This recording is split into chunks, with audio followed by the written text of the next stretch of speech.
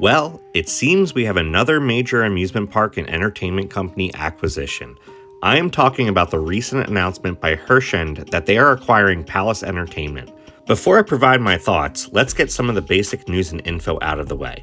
On March 18th, 2025, Herschend announced that they have signed an agreement with Parques Reunidos to acquire all of Palace Entertainment's properties. The long and short of it is that Parques Reunidos is a European company that owns amusement parks and entertainment properties in the US under the name Palace Entertainment. Essentially, Herschend is taking over all of the US properties, and Parques Reunidos is keeping all of their other properties in other countries around the world. You can read more about this announcement on Herschend's website, but the acquisition will consist of 20 properties. If you are unfamiliar with Herschend, they're the major company that owns Dollywood and Silver Dollar City. Both of these parks are known for their great lineup of rides, exceptional theming, and overall quality. I was able to visit Dollywood in 2024, and I was very impressed. On the Palace Entertainment side, their most notable park is Kennywood, but it also consists of a number of other properties. One of those properties is Lake Compounce in Bristol, Connecticut. I will be visiting Kennywood for the first time this summer, and I'm really looking forward to that. In 2024, I did spend a weekend at the Lake Compounce campground and visited the park to ride the iconic Boulder Dash, which was an awesome wooden terrain coaster. For me, when I think about parks like Kennywood and Lake Compounce, the first thing that comes to mind are historic, family-owned and operated amusement parks. Both parks have a long history. In fact, Lake Compounce was America's first amusement park. When I visited Compounce in 2024, I really enjoyed the small park atmosphere. It was clean, had a great lineup of rides, although small, and there were families present with people of all ages. It was a different experience than going to a large coaster park to ride the most modern, expensive steel behemoths. Don't get me wrong, there is a place for both types of parks, and I really enjoy both. My big question is, are we starting to see the end of the era of small or family-owned parks? It seems like every year another major corporation is taking over other corporations and absorbing smaller parks into their bigger portfolios. 2024 saw the official merger of Cedar Fair and Six Flags. There's still a lot of uncertainty with how this merger has affected some parks in that chain and which parks might be on the chopping block. There are definitely some pluses to the merger, and there are definitely some minuses.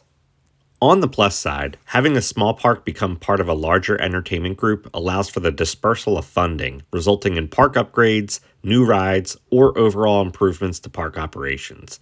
At the same time, those continuous upgrades could lead to the demise of a small park's charm and feel. During my visit to Lake Compounce in 2024, I was pretty confused as to why each roller coaster was only running one train on a pretty busy Friday night. As I talked to more people around the park, they said that this was the norm.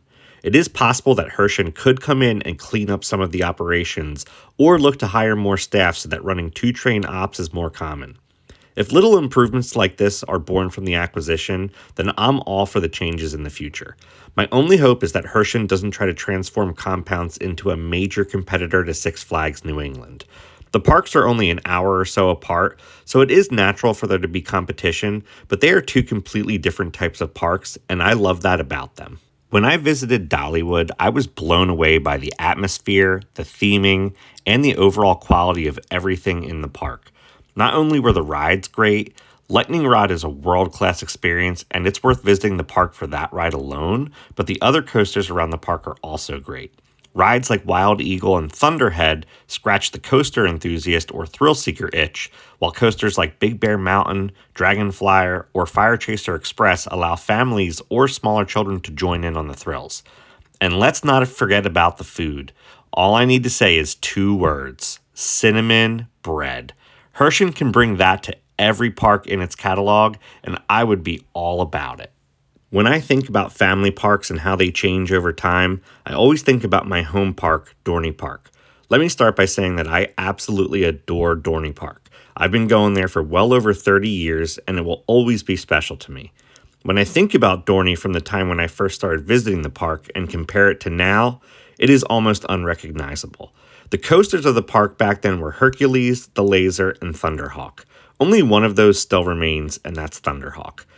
Planet and Camp Snoopy used to be the Berenstain Bears area of the park, and that has been completely redone. When Cedar Fair took over in the 90s, the park changed.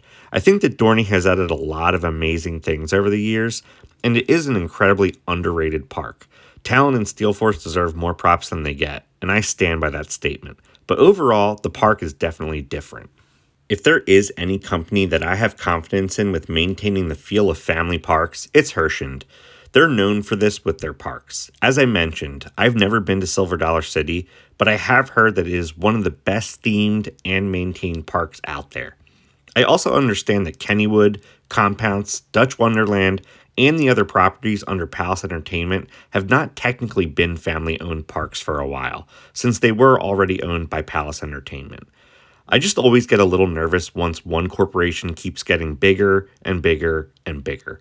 One thing is for certain, we can always count on Knoebels for that family park vibe. Let's just hope nobody acquires that park. And that brings us to the end of this video.